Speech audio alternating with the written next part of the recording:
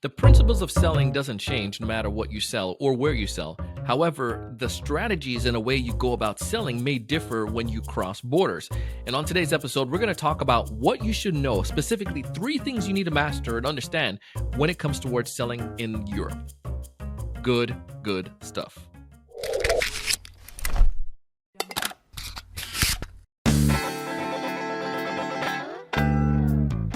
Hey, everyone. Welcome to another great episode of the Sales Evangelist Podcast. I'm your host, Donald C. Kelly, the Sales Evangelist. And I'm so excited for another great episode. I'm so excited to be here with you today. And on this episode, we have an amazing guest. His name is Grady Anderson. And Grady he's a founding partner of Pavity. And he runs an organization where you get a chance to basically help others to connect with other businesses and provide great value for each other. He's kind of like a seller. And he is a seller. He's going to explain it so much better than I can when we dive in. You get a chance to learn about him and some of the great things that he's doing. But here's why I'm bringing Grady on the show, because he's been living in the EU in Europe for the past 4 years, and has been had the opportunity to work with a lot of Eastern European country and folks in the EU.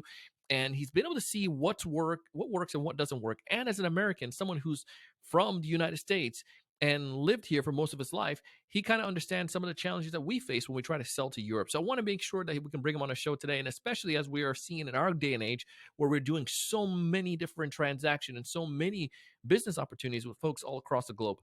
It's a fun episode. If you're watching or listening to this video for this podcast or video for the first time, please go ahead and subscribe, as well as tell someone else about the show so they can find benefit from it. They can get a chance to learn as well, and they can improve and grow. As we dive in, you get a chance to learn about Grady. Listen to the episode in full entirety. Tell me which one of these principles jump out to you the most, and also go ahead and share it with somebody else. Also, if you don't mind, please, I beg you to do this. I want you to connect with me on LinkedIn. And I want you to tell me about something that you're hoping to get from some of our upcoming episodes. What topics do you want to hear from? Or what are some things that you're facing challenges with? I would love to hear from that. Donald C. Kelly on LinkedIn. Appreciate that. Let's go ahead and dive in. Grady, welcome to the show, man. Thanks for having me, Donald. Happy to be here. Oh, not as much as I am, man. I'm happy to have you because I want to, one of the selfish thing, I talk about this all the time on a podcast, is that I get a chance to interview people and I'm the first line of, it's like me getting my free coaching here. Yeah. And it just so happened our clients get benefit from it. And especially with European, I've been able to do some business with companies over in Europe and specifically EU, but you have been able to live there and done business for a number of years now. And there's so much wisdom and knowledge that I don't know if we can get it all within this 30 minutes. So I'm going to make sure people connect with you as well to learn more from you and connect with your business. But speaking about that, you're working in the EU, you've lived there, and you have products and offerings that you offer. Tell us a little bit more about what you do, man. What is it that Grady does? So that's actually a very interesting question. So for the last 4 years, I've been in Europe, helping European businesses enter the Canadian, US, South African, New Zealand, and Australian markets. A lot of my clients actually come from Eastern Europe. However, I do have a good handful of clients that come from the EU. And basically, my service is broken down into 2 verticals. We have my direct clients, which I call vendor partners. So these are software development companies, so IT consulting and development companies, who offer services related to usually building custom software. And then I have end clients. So these are the people who are actually looking for software development partners. So basically what I do is I can control both sides. I help connect the dots. So a lot of times, I don't know whether to call myself a business development consultant, a sales consultant, or a networking consultant. I'm kind of all of those at the same time. But the end result is basically matchmaking. And I do that through presenting a portfolio of trustworthy software development partners. That's in a nutshell what I rock on, man. And I again, it goes back to, like, you probably could attest to, or give better insights of how we can have success because of this interaction you've had. You've been able to work with multiple different companies and do a lot of matchmaking, and this takes a lot of relationship stuff. And I feel that's what it is, especially with selling in Europe. I mean, anywhere you sell, relationship is important. In particular, I feel like there's some level there, and that's where I want to I want to learn what I don't know. I don't know what I don't know, um, Exactly. and so I want to dive into it. You There's three key insights that we must know when it comes to our selling to Europeans. Why don't you tell us those three things, and then we can go backwards and then just dive into each of them and take a few minutes, if that's cool. Okay, sounds good, Donald. So just like you said, doing business in the EU has similarities to doing business in the US and Canada. But in reality, there are some concrete cultural and legislative differences in how things are done and why they're done that way. Mm. So, if we talk about three insights that all salespeople and business development consultants should know when trying to do business in the EU, is consider data privacy, data security. The EU takes this very seriously, and we see that with the GDPR. Now, this is Yeah. a regulation that helps protect, end user data, and there's all sorts of rules and regulations on how you're supposed to use consumer data, and GDPR basically just keeps everybody safe. And I think a big issue that a lot of Americans have when trying to do businesses in the EU is they don't think of GDPR as attentively as they could. In the US, we have our own data privacy rules. Some Yeah. states are more stringent on this than others, like California. But in general, we're much more lenient when it comes to how data for consumers is used, where the EU, they're not lenient. You have massive fines for this process. And even Google themselves were sued for $50 million for breaking GDPR rules on iOS and Android. So Yeah. they're very serious about that. Another light data thing to consider is transactions.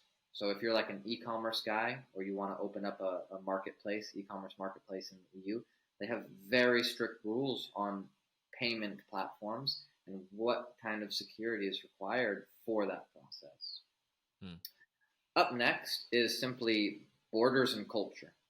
Okay. So within the EU, we have a good handful of countries, and those countries all have different languages, different currencies, and in general approaches to how they communicate with other people from a professional sense. Uh, and finally, we have corporate culture. So we all know Americans love small talk. It's a part of making things more natural. Like, oh, how's the weather in Miami today? And typically we're gonna go back and forth for 3 to 5 minutes about nothing. Usually it's just a part of the process. Where in most places in Europe, uh, this is skipped completely. Yeah. Usually, it's just okay. This is why we're here. This is what we're talking about, and it's 100% normal and culturally okay.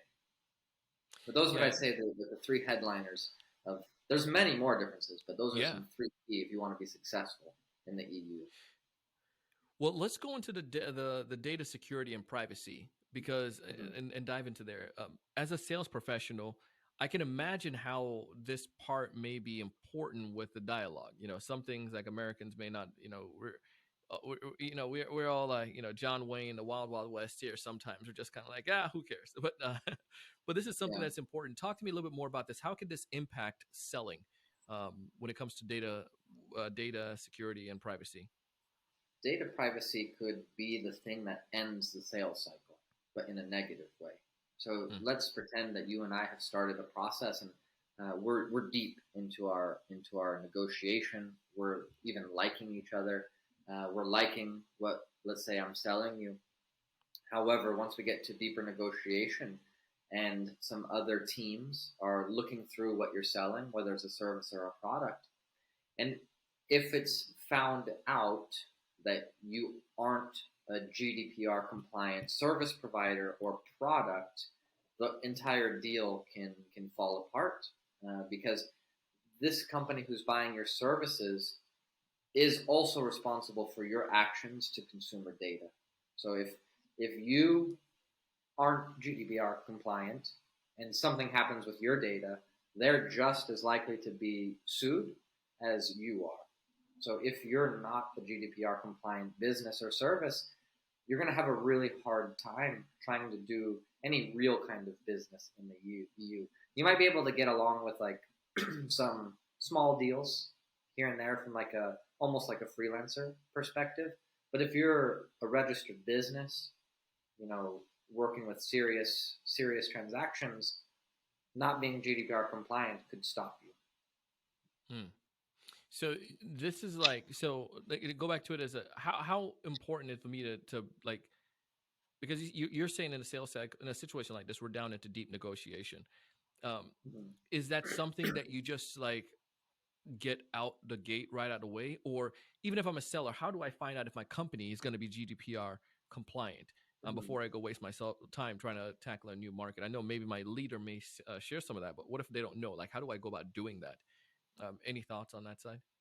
So what we see from a landscape perspective is it's already pretty common to be GDPR compliant, and Mm-hmm. it's already kind of known that a lot of small to medium sized companies in the US aren't GDPR compliant. Yeah. So what we see is two situations. It's just assumed that you are GDPR compliant at the start of the conversation, and it's just found out later if it's found out. Or you have some businesses that just refuse to do business with a company that is American registered or hasn't proven that they're GDPR compliant, or at least stated formally that they are GDPR clients. So just in case something happens, it's formally stated that you said you were GDPR compliant, and liability is taken away from your potential client. Mm. Is Can you think of any other situations where not being privacy and data security may be impactful to the deal? I think a lot depends on industry. Yeah. And also like, are we talking about like digital services or physical products? But in most cases, we're usually talking about digital services. Yeah. Like say a If software you're, provider or something like that. yeah, so if we stick to software, there are other kinds of data related protections that are required and actually prevents European companies from working with US based software development providers. For example, like ISO certifications. For example, I'm in the process of doing some business with top German enterprises, and Germany is also probably some of the strictest Mm-hmm. strictest businesses in terms of data. They have a If lot there's of one country I envision whenever I think about GDPR, it's Germany, and I think maybe it's a G in GDPR. I think. there we go. They have a lot of strict rules when it comes to regulations. They're Yeah. very bureaucratic, and this also Yeah. goes back into our corporate culture kind of thing. But I've had many cases where they basically just say to not only to me but to my clients from the U.S. to say, "Listen, we'll do business with you, but after you've registered a company in Germany, gotten your security certificates, and then we can move forward Wow. with the contract." So that's actually another off topic a little bit, but in Europe, it's pretty common to register a business in a different country just to move a deal forward. Where in America, that's not so common because we're such a big market. You Yeah. can do business in Virginia and Arizona in most cases without any type of major issues. When you're working in like the EU, like let's say you're a Arizona or Florida based business and you want to do business with a company in Spain, there is a good chance they could just tell you, okay, register your business in Spain, and we can move forward with our negotiations. Mm. So that could, for most companies who do business in Europe, they're relatively used to that by now. So Yeah. it's not too new for them anymore. But for some Americans, it's a shock because sometimes the business isn't even officially registered. Sometimes you're just Yeah. working on like a independent contractor sort of like like what do you call it, W-9 sort of Yeah, thing. you got folks out here who are just like, the side Just gigging put it it. in my bank account. So Yeah. they have a different thing there. Um, go back to this idea of culture and borders, and I think this is Mhm. a fascinating one. Um, what should I understand when it comes towards culture and border as a Mhm. seller? Like you mentioned, there's so many different countries, and you're bordering everybody, and everyone has like you have different idea when it comes to even a privacy component, but still, yet there's more here. Talk to me a Mhm. little bit more about that, about culture and border. What I need to understand. Yeah, let's focus on just language first because I think it's Cool. the most pragmatic here. So if you want to run a an outreach campaign, uh, and we're talking outbound here, whether you're using phone call, email, or LinkedIn, you're going to run into language barriers. Now, of course, in this region in the world, we can say English is an international language, Russian is an international language, and if we talk about Europe, you could also throw like maybe the German language or the French language in there as like a very widespread language. But even with just two languages, let's just call it English and German, American salespeople are going to have a big challenge understanding when to use the German language and when to use the English language. And to even use the German language in general, they probably won't even know what to do. Like who to hire? Do they just use Google Translate? What does that look like in the actual outreach? It can be a mess a lot of the times. And if we talk about some specific countries where language is more important than others, it's Germany. Hmm. So Why is that? Germany doesn't necessarily like it. It's a big country, so it happens often, but they don't like to do business in English. So when they get a lot of like sales messages, say on LinkedIn or email, it's there's always this level of annoyance. But when you Yeah, get a message that's not in your native language, your native yeah, tongue, it's just another level of work because you have to think harder yeah, about what does this message actually say. And if we talk about France, they in many cases refuse to speak English. You can be in yeah. France face to face talking. They'll understand you, but they will not give English back to you. So, like for example, I'll say like this is off business topic, but I go to a McDonald's Yeah. and I'm ordering food. Hmm. They know exactly what I'm saying because everything is happening smoothly. But anything they say back to me is in French. Like they Wow. refuse to use the language. And if you go to a conference, for example, uh, like an expo, business expo, or something like this, people will know you're a foreigner, but they'll walk up to you, use French. You'll say, "Oh, I don't speak French," and they'll be like, "Oh, English," and then walk off. So they really so language in this sense of borders is extremely important if you're trying to have a targeted campaign. Yeah. And in any case, if you're going to be a top performer, targeted and tailored is extremely important. The So in a situation like that, then if I'm a sales leader, it behooves me then to obviously recruit people who can speak the language, or what if I don't have anyone that speaks the language? What are some alternatives that I can do? You mentioned like Google Translate, which doesn't sound like it's an exciting thing to do. I would say yeah, it wouldn't be nice. Like it would be very like terrible looking content. Uh, but I would say if you're really serious about a campaign into France, for example, and Yeah. it's you take it really seriously, investing in a French team member, at least part time for that specific campaign, could Hmm. really be worth it if you're looking for results.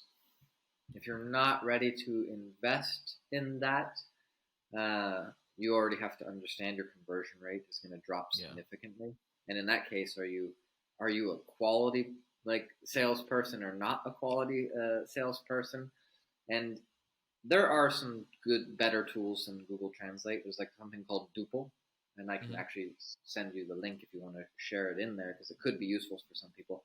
It's basically Google Translate, but it understands slang much better than Google Translate. And if you haven't lived outside of the U.S., you don't realize how much slang you actually use every Mm. single day.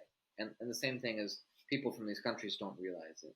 So when you would say something in your everyday life and you put it into Google Translate, you realize it comes out like really weird because you forget that, oh, technically, yeah, that doesn't make sense. It's just how we've always used it. Duple, it does pretty good at identifying slang in different languages and translating better than Google. Still, I wouldn't recommend using it for a real campaign, though. Yeah, if you got a big deal going on, you better make sure you do this thing right. Get with the right people. Exactly. Yeah. All right, love it. But you go back to this culture and border idea. One thing though is I've seen in interaction with Europeans and folks, international folks as well, working folks in this hemisphere in South America or Central America.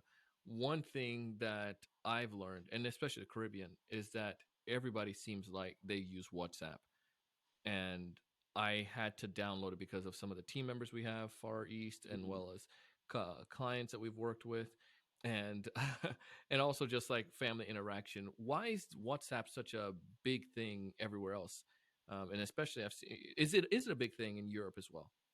Yeah, for sure. And I think that's a great question because if you haven't really spent a lot of time outside of the US, this concept can be weird because it's like, why not just use SMS? Yeah. Why are you using a messenger tool? Like, what's the purpose of a messenger tool when you have text message on your phone? Yeah. And the reality is, when you're in a country as big as the United States or Canada, and maybe even Australia, you have the situation where you can text somebody in any state you want without fees Mm. because you're within the same country. However, as soon as you leave and you go to a country that's smaller than Florida, what happens is a lot of times you have to talk to people outside of your country, and to send a message using SMS, you pay for this. So Gotcha. so messenger tools unite these small countries in a much more affordable and streamlined way. But there's not just WhatsApp. You have WhatsApp, Viber, Telegram. You have quite a few new ones that popped up quite recently, and their names are slipping my mind. But you also have Sure. Facebook Messenger. For some Hmm. countries, this is also really popular. But they also have more features than your typical SMS. You can do uh, group, really strong group chats Yeah. in WhatsApp and Telegram. You have extra stickers and emojis and GIFs that make it more exciting to communicate. You have voice message, video call, and you also have channels.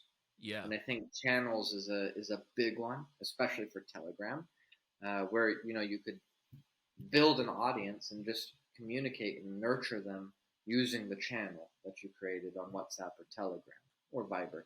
You can also you can do this on SMS too, but it's not as cool. Companies can send ads through Viber, Telegram, or WhatsApp. So when you enter a certain zip code or a certain uh, distance from this business, their telecommunications provider can hit you with an ad, and it could be visual That's sometimes. crazy. It is crazy. It is crazy. But honestly, WhatsApp and Telegram, I need them for my business. So, like I said, Yeah. to communicate all over the world, it's just better to do with one of these apps. It's interesting. So this again, it could be another tool of my feather as a sales professional. Get the client, if I'm working with somebody in the EU or just Europe in general, get them to the point to say, hey, here's my phone number. Hit me up on WhatsApp. But that one gives me multi-channel right away. But two, it gives them the opportunity to, have connection with me. What about cold outreach? If I have, is it appropriate to hit somebody up cold outreach on like WhatsApp? Um, Um, what are some of the practices you're seeing it's with that? it's an interesting area because, Hmm. as I already said, like these messengers have a lot of users, and these messengers are starting to adapt to becoming, you can say, marketing or sales engagement tools Yeah. because people are ready to pay for this type of functionality where you can actually use cold outreach at a high level. There's not many tools out there that like allow you to, you know, use the WhatsApp functionality in an automatic way. There's some that allow you to do semi-automatic, but there are a few coming out for Telegram. Mm-hmm. And what you can do, the same way you can launch like bulk email outreach campaigns, bulk LinkedIn outreach campaigns using software, you can start to also do this on Telegram and Viber as well, to where you just use a scraping tool, you capture the phone numbers that you're interested in, you create sequences, and what happens is this tool will blast out this information in sort of a spam style, using some variables to make it less spammy, and then just hit hundreds of people with a templated message with the goal of course, setting up a sales call or just continuing it in a message way similar to LinkedIn. Love it, man. Let's go into the final area, the corporate culture, the difference here. You mentioned you started off out the gate with the small talk example. I'm guilty of sure by far because as a sales professional in the US, it's taught, it's trained, it's ingrained in you, build rapport. But Europeans, and I'm going to guess maybe the Germans, they ain't about that. They just Yeah, they're really just straight into it. very But before we direct. get there, one last thing that I want to mention that's Sure. important about borders and cultures is currency. Oh, yes, So, please. Yeah. like the EU, like the EU has the euro, and it is for sure the dominant currency. But you do have situations where some of these countries prefer to operate in their national currency, and if you compare an American who only thinks in dollars, like it's pretty rare to think of an American doing business who thinks outside of the dollar value, depending on the prices that you're presenting, can either be exceptionally good for a European country or very bad, depending on how the currency exchange is on that day. So, if we talk about very recently, it's been very uncomfortable for Europeans because as the euro got closer to dollar value, technically, all of these European businesses and consumers lost money if they're doing business in the United States. Even though, so it's kind of like magic. It's like one day they have a strong value to the US dollar, and it's a very good idea to do business in America. Then just the next day, the euro and the dollar are the same, and they could lose, 50 to 60 cents per dollar, which is huge when you add a lot of dollars. So you got to watch currency because it's what they watch every single day, where Americans don't think about No, you're But 100% right on that. going into corporate culture and small talk, Europeans generally understand Americans because we dominate culturally with music, with videos and movies and all of these types of things. So they generally understand us, but we don't always generally understand them.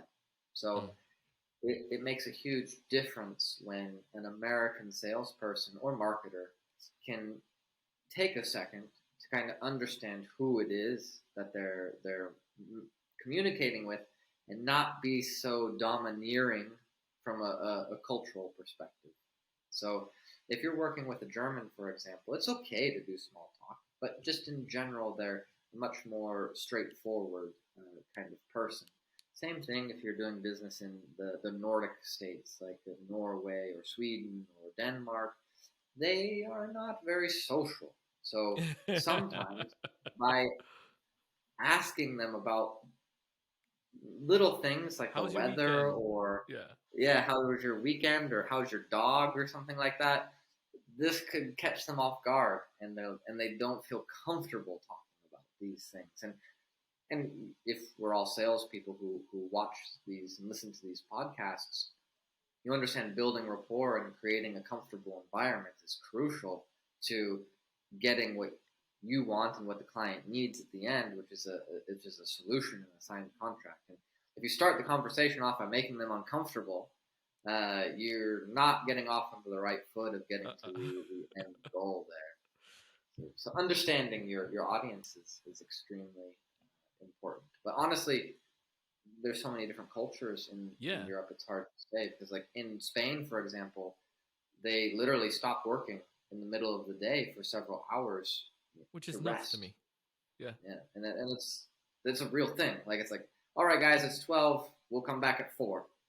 So it's like it's strange. So when I'm trying to do business in Spain and I forget, oh, it's siesta time. They're Yeah. probably drinking, margarita somewhere, and not ready to do business for another hour and a half. Yeah. And then they come back, work for another 2 to 3 hours, and it's the end of the day already. Same thing in Italy. Yeah. It's like 4 p.m. hits, it's time to go home. So Crazy. It's like at 4 p.m. they're like sweeping the floors. They're like, all right, guys, close up shop. We'll hit it again tomorrow. So they just have so many different processes to how things are done, and also Man. I guess this plays into some more Eastern European or like Central Asian kind of countries, but a lot of times being late is normal for them. So coming 10 to 15 minutes late to a call is normal sometimes. Wow. Another thing is they can take calls during calls, also normal for them. So they can, like, we could be doing this, and then my phone can ring, and I'll like spend 2 to 3 minutes like talking to whoever this person was. No and way. Come back like to the conversation as if it was 100% normal. Again, off topic. This is more common in the Middle East. Like if you're trying to do business in Saudi Arabia or the UAE, super common for them to take calls during meetings. Same thing in like Ukraine, Russia, Belarus. They will take calls during calls as well. All right, noted. So don't be offended, because if you be offended, then they get offended that you're offended. You're offended that I took a call from my brother? Come on. Basically, yeah, exactly. Oh, exactly. Man. Well, this has been really good, man. Grady, there's so many great insights. I mean, I took a treasure trove worth of notes here, and even some couple things that I want to make sure I go back in. Make sure I focus on a WhatsApp idea, then also making sure that I consider the importance of the GDPR. We've been we're approved. We have been one in compliance with GDPR when everything was going down, but it's still important to maybe go revisit that with some of the deals that we have, because I don't want to lose something. I don't want to lose money. I don't want to lose opportunities. Exactly. And the final piece there is also just this corporate culture, the small talk. There's some critical pieces and great insights here. I mean, if folks want to get access to connect with you because maybe they want to do business with you or even just to connect further with you, what's the best way for them to go about doing so? So I got 3 best ways. So they can always follow one me. Of them's gonna be WhatsApp. I would actually say Telegram is better for me. But they can find me on LinkedIn, Grady Anderson, Telegram, Grady Anderson, Instagram, Grady Anderson.